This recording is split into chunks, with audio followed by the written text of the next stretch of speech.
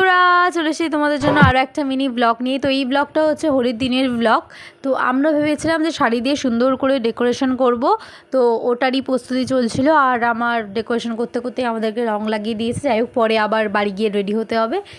তো এই যে এরা অনেকটা এরকম লাগছিলো, বেশ সুন্দরই লাগছিলো জায়গাটা দেখতে।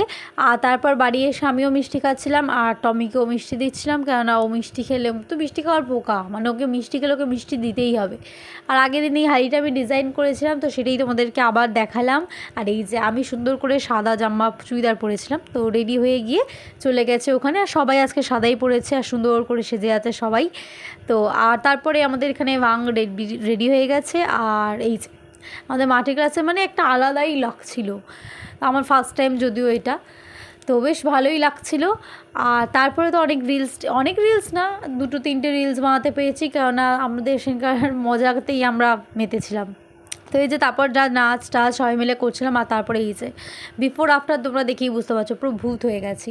আর তারপরে আমরা স্নান টান করে বসেছিলাম, তারপরে আবার আমাদেরকে রং লাগিয়ে দিয়েছে। তারপরে আমরা আইসক্রিম খেলাম আর টমিও ওখানে বসে আছে। তো বাই গাইস, ভিডিওটা এই পর্যন্ত, দেখা হচ্ছে নেক্সট ভিডিওতে।